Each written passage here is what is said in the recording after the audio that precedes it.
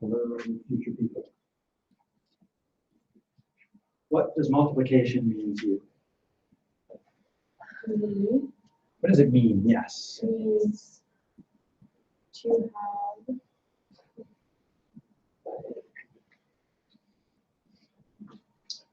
four groups of three.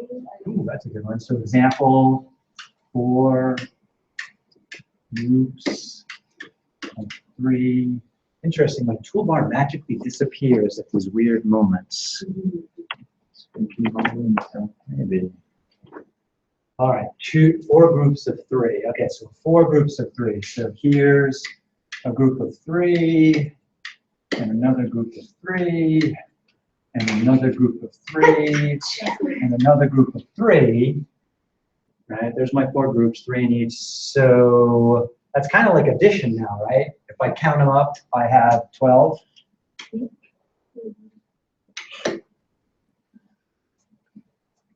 So then, according to what Danielle said there, multiplication means groups of. And so we just demonstrated in a picture that 4 times 3 is equal to 12. Okay, so that's one thing multiplication can mean. So it's pretty much just a faster way of adding. What's that? So it's like pretty much just a faster way of adding. Yeah, it's a faster way of adding, right? So I could also say that this is 4 3s added, right? Isn't that what I have here? Here's a 3, here's a 3, here's a 3, here's a 3. So 4 groups of 3, I could say it's 3 plus 3 plus 3 plus 3. So faster way of adding we could call repeated addition. Let's see, I got room here. Repeated addition. Okay, so I would say this is the number 1 meaning of multiplication, in my opinion. This one's number 2. I like the groups of better because it's concrete. You can put your hands on it. Repeated addition is a bunch of symbols, but by the time they get to multiplication, they've really got a good handle on addition. They have lots of addition facts memorized. So what we're doing here is we're coming up with multiplication models. Right? Because I asked, what does multiplication mean? And a model should get to the meaning of it. Why is the answer 12?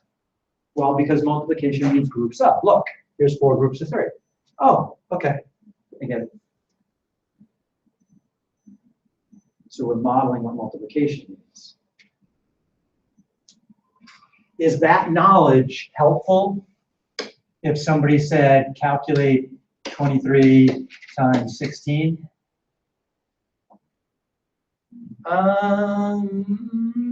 Who's ready to draw 23 groups of 16? Christian, maybe, on a good day. Right, so we'd rather not draw that. So somehow we have to break away from a model to an algorithm. Okay, so model gets the understanding done. That gets us the basics. Then we have to move beyond that. So I'm going to introduce a couple of other models. So again, multiplication models. Let's do the top 5 multiplication models of all time. Number 1, we just did groups of. Number 2, repeated addition.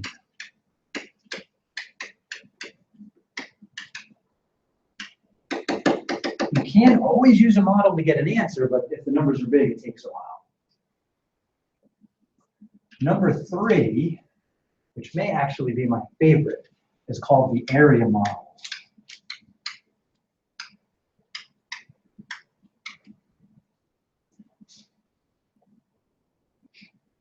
So with the area model, if somebody says, okay, what does 2 times 3 mean? I say, well, 2 times 3 is an area. Okay, area, what does area mean? Well, this floor is an area. The hallway is an area. The board is an area, right? It's usually we consider an area to be a flat space, okay? And when we draw an area, what kind of shape do we draw usually? a square or a rectangle, right? So we throw down some right angles. So what I want to do then for the area model is I want to draw a rectangle with these measurements. So that means in one direction I have to go 2. So I'm going to go vertically 2. And then I have to go perpendicular or at a right angle to that to measure out 3. And I try my best to make them the same size. Graph paper is enormously helpful. I happen to bring some today if anybody's out. Please feel free to grab some and pass it on. And then what I actually do is draw the grid. So my 2 splits this horizontally, my 3 splits this vertically. And so then I can count. If I do have something that is 2 by 3, then I get an area with 6 squares. And so that's the demonstration about 2 times 3 is 6.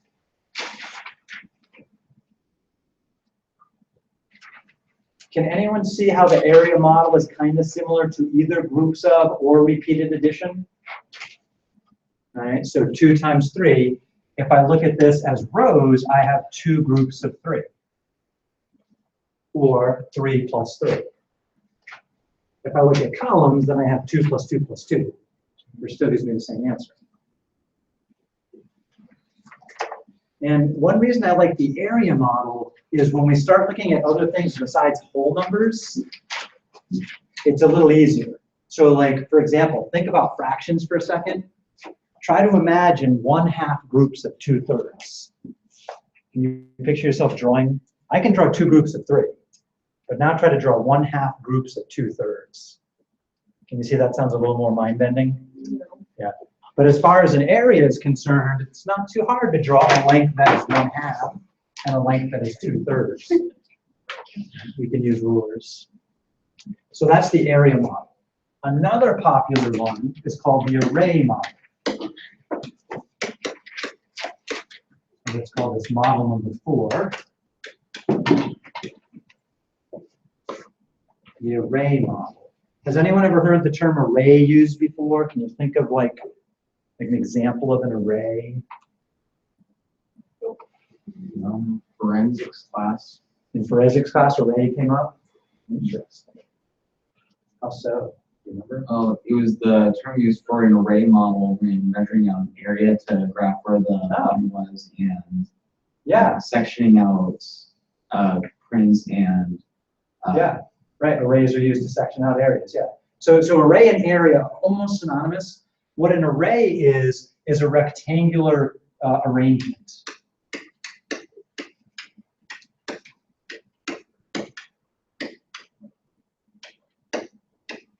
Well, isn't an area a rectangular arrangement? The answer is yes, but an array is slightly different.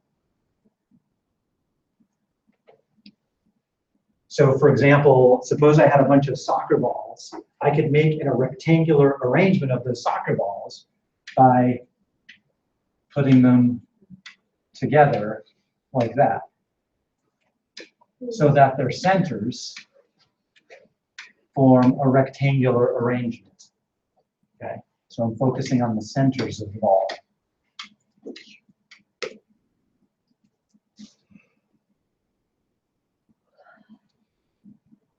And a term that kind of distinguishes an array from an area. An array in math is what's called a discrete model. And an area is what's called a continuous model.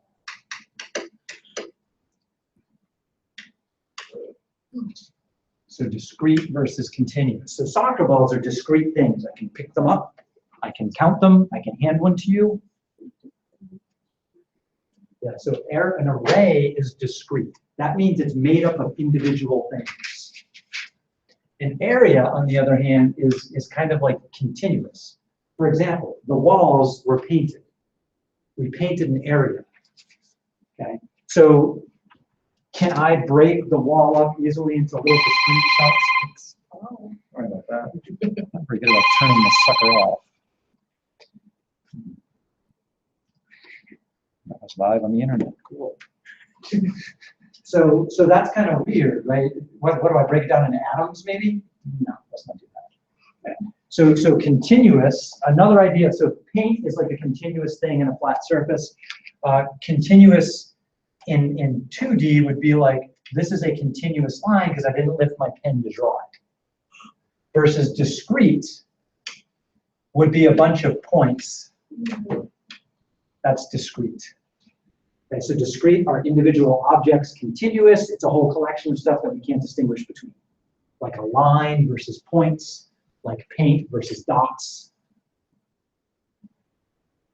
So that's the array model. And there's a fifth one that's kind of sort of similar to the array model.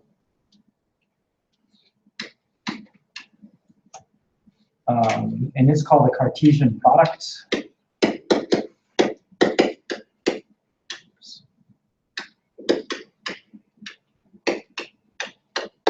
And we actually talked about a Cartesian product earlier in the quarter when we were doing problem solving, and it came up as the counting principle.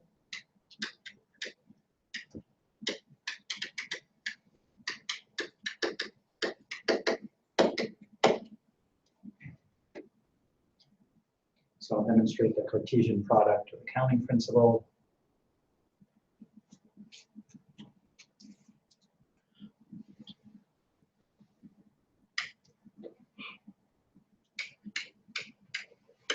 Candy. I went to the store to get some Halloween candy the other day, and they were running out. So there weren't a lot of options left. And then I'm kind of one track when it comes to candy. If it's not chocolate, it doesn't count as candy to me. And so they had small bars I could buy, and they had large bars. And then there was milk chocolates, and there was dark chocolates, and there was chocolate that was adulterated with peanuts.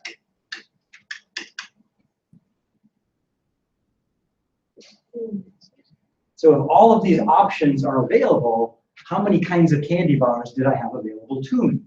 Well, there were 2 choices for size, right? And there were 3 choices for style. And the counting principle says is if you have this many choices for one part and this many choices for the other, you should multiply them to get the total number of choices. 2 times 3 is there should be 6 ways to deal with these choices. We could illustrate that a couple of different ways. We could make a tree diagram of it, like we did earlier in the quarter, or we could represent it as a grid, kind of like we're graphing, where I have size on one axis, and I have type on another axis. And so my sizes were small and large, and my types were milk, dark, or peanuts. And when I start looking at this, well, the small could be milk, it could be dark, or it could be peanut. And the large could have been milk, or dark, or peanut.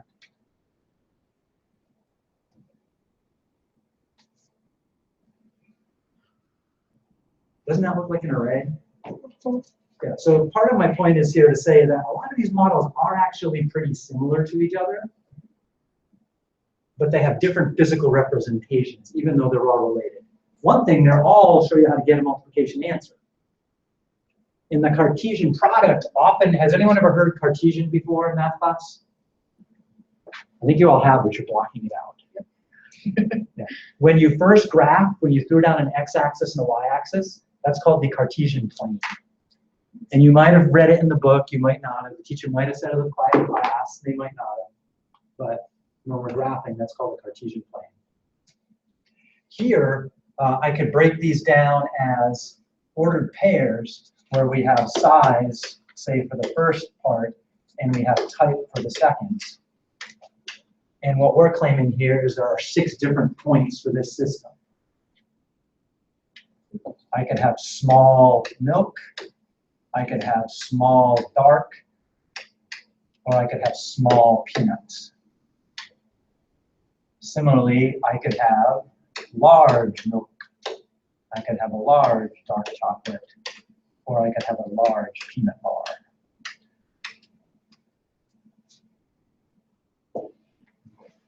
So this is known as either the counting principle or a Cartesian product. And it's all about options, choices. Okay, next. This part's going to be interesting. Remember we have toys to play with? And my favorite toys for this part of the class are base 10 blocks.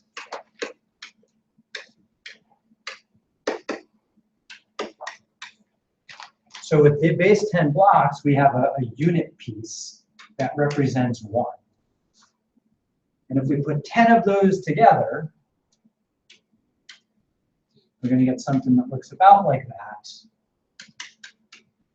And if we put 10 of those together, then we're going to get something that looks about like that. Now, our versions are 3D, but so this is part of my key for what is a number. So we could use the blocks to represent a number. So for example, you could draw me a picture of 23 using these blocks. So do that. Draw a picture of 23.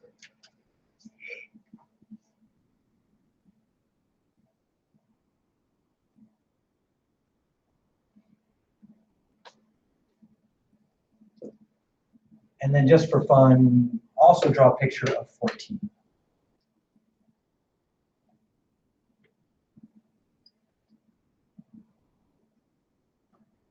So what we're going to do next is we're going to take this representation of what a number could mean with these toys, right? It's physical, it's a model. And we're going to combine it with one of our models here. So let's see, what do we have? We've got the array model and the Cartesian product. We've got the area model, repeated addition of groups of. So we're going to try and illustrate right now 23 groups of 14.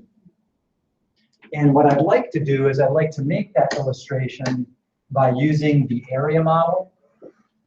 We could easily use the array model, but we're going to go for the area model. So if I'm going to go for the area model to turn these two numbers into a product, then I'm going to have to draw out a rectangular area. So let's see. How about we go 23 across and then 14 down? So graph paper, if you have it, whip it out. Get out your graph paper. I'm going to get graph paper on the screen here. Let's see, where's my graph paper hiding? It's under gallery. And then math. Graphs, maybe? Templates? Ah, let's go with the small grid, maybe. Where are you? That should work. All right, so I'm going to try and do my 23 here. Let's see if I can pull that off. So let's say I'm going to start. Oops, that was not pen. Right here. Do I have enough room? 1, 2, 3, 4, 5, 6, 7, 8, 9, 10. 1, 2, 3, 4, 5, 6, 7, 8, 9, 10. So what was our first number? 23? So then 1, 2, 3. So right here, I've just drawn 23. And so then from there, I want to come down to show my 14. So 1, 2, 3, 4, 5, 6, 7, 8, 9, 10. And again, I'm drawing this to match my blocks, right? So 23 could be drawn like this. There's one long, here's my second long, and then I have my 3, 1. So there's 23 out long. And then I'm going to do 14 vertical. So that's 10, 11, 12, 13, 14. And so that means down this way, I have my long 10 piece, and then I have my 4 ones. So I'm drawing those on the outside of my grid. And so this encloses a rectangle if I go parallel to those sides. So that picture is the answer. I just got to tease out a number from that answer. Okay. So I have 23 across. I have 14 down. I should write that in here. So there's my 14. Okay, so here's the next step in making this work. What we do next is every time one of my blocks has a break in it, I continue that division. So for example, between the 10s, I want to slice all the way down. The next 10 is right here, slice all the way down. And then I have those 1s, slice all the way down to separate the 1s. So there's my 23 drawn through vertically. And then we need to do the same thing horizontally. Where's the first break? Let's see, my 10 and 1s break right here.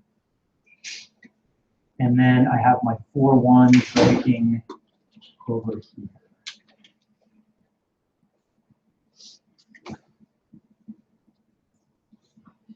So now I just want to isolate what I see in this picture.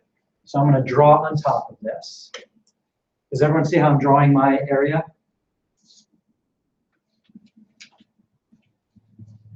Can you see the base 10 toys hiding in this picture? Right? Can't you see 2 flats, 2 100s? So right here, I can say, hey, that's 200 right there, right? And then over here, I have this 10 right here. I have 1, 2, 3 10s over here on the right, don't I? So isn't this a group of 30 right there?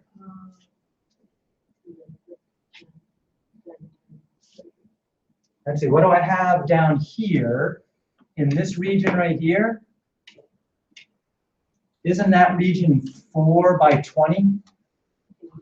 So altogether, there's 80 accounted for in that region right there. And then if I just focus on the 1s, what's that, 3 by 4? How many 1s do I have over here? 12. Right there, there are 12 1s. Okay, so let me just write this down for a second. Let me see. What I was trying to take, what, 23 times 14. And the picture shows me that, let's see, if I start maybe in this bottom right corner, I definitely have a 12 in there, right? And then if I come over this way, there's an 80 in there. And then if I go over here, there's a 30. And then there's a 200. And if I put all that together, I should see the answer. I'll give myself a touch more room there. Scoop you up. So let's see, cleaning this up with a little arithmetic, what do we have? We have a 2, 1 and 8 is 9, 10, 11, 12. Carry the 1. Is carrying a 1 legal in a picture like this? I don't know. 322 seems to be the answer? Yeah.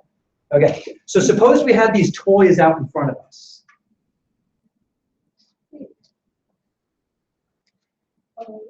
What would you do with those 12 1s? You would turn it into a 10. You would trade, yeah, we would take this right here and say, hey, please trade 10 1s for 1 10, please. Right, so that pretty much goes away, and then I get my 10 here, which looks something like that. And I still have those 2 1s hanging out. Is there anything else we might do with this? Any other trading that could happen? Add the 80 and 30 and create a 100 and a 10. Yeah, 80 and 30, we can do a trade there. We could take those guys and we could trade 10 10s for 1 100. So that's going to, now I ran out of room, but that's going to give me, this is not to scale, obviously, but I'm going to get a flat and what else? A flat and a 10 out of that. So that's dealt with, that's dealt with. So if I take, everything and put it back together, what do I have? I have 200, 300. I have 2 10s, and I have 2 1s. Put it back together. Ta-da! Math magic. So a couple of things that we can get out of this right here. This picture shows how we carry when we multiply. Has anyone ever multiplied like this before? There we go. Let's break that down on another page and see if that makes any sense. So what was it? 23 times 14? What's 3 times 4?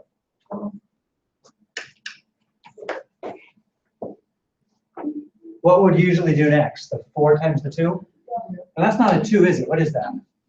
20. That's a 20. What's 4 times 20? 80. Okay. Then we jump over to that 1 right there. That's not really a 1, is it? What is it? 10. It's a 10, and we would go, what? 10 times 3 is 30. And then this is really 10 times 20, which is 200. Yeah. This technique is called expanded multiplication.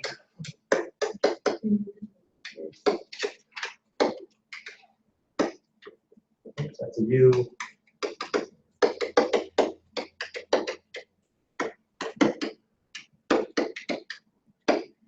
That's the expanded multiplication algorithm. Because otherwise, one problem with multiplication is you have a lot of carries to do, and they can interfere with each other. You know what I mean? Because you have to carry with your first number, and then you got to carry with your second number, so you have numbers upon numbers. And kids can have trouble keeping track of all of that. Ooh, which one did I use already? Which one didn't I? Right, that can be trouble. And then they just reconcile. 2, 8, 9, 10, 11, 12. And then 3. So that's the expanded multiplication algorithm. So this is cool. We took a model, which was the area model, combined it with base 10 blocks, and out popped an algorithm, which is kind of nice. All right, so I said I would close class about 4. It's about 4. I'll show you one more cute thing, and then we will shut up for today and do some more next time. Which means we will likely postpone the test. We'll see on Monday.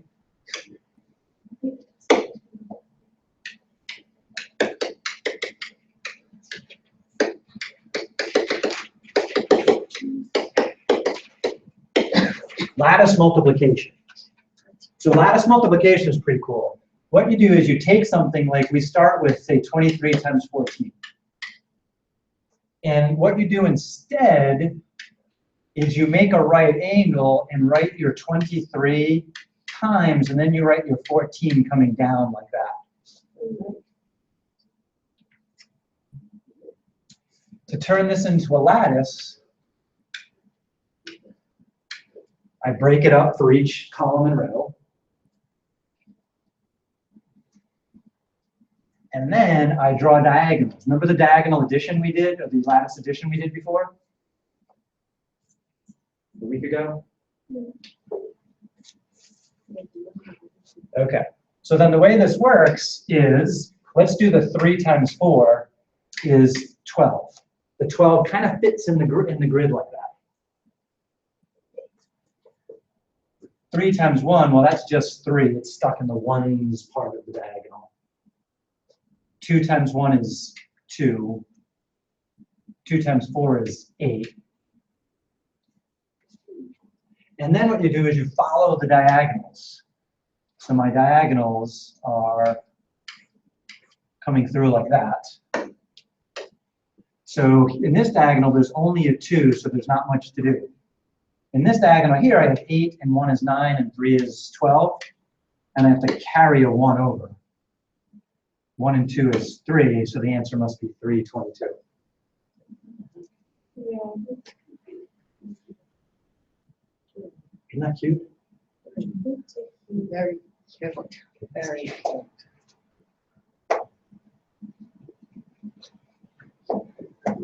All right. So we're going to stop there. Please be reading the book. We are set up. Oh, take a look at activity 5, I think. Let me look it up here.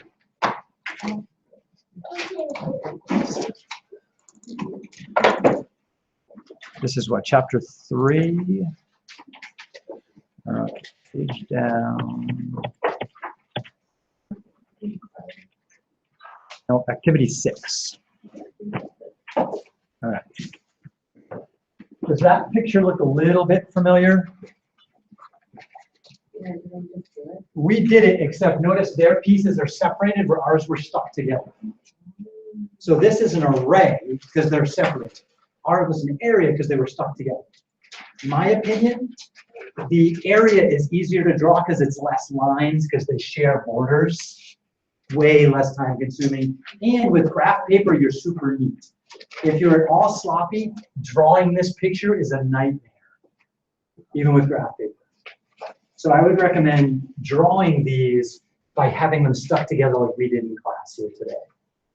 And then that leads to this. They have a slightly different version of the expanded method in the middle, and they have the version we did of the expanded method on the side. Although they did it with the biggest numbers first down to the smallest. Doesn't really matter the order that you do it as long as you keep track of the place down. So take a look at this particular activity between now and next class. The next class, I want to review the multiplication models. There's a couple of more algorithms I want to do, and then we need to jump into division models and algorithms. So then, let's see. So Wednesday, we should be able to almost tie up sections 1, 2, 3, and 4. And then that leaves us next Monday to do any more tie-up. And then all we have to do is a section on bounding and estimation. And we might still have the test next Wednesday. We'll see how this Wednesday goes. But I might put it off a week. I won't be here next Monday. Okay, a week from today, you won't be here. No, I have to go to Portland tomorrow. Okay, send me a note and I can try and record. So if you have any activities you want to give me, please do. Otherwise,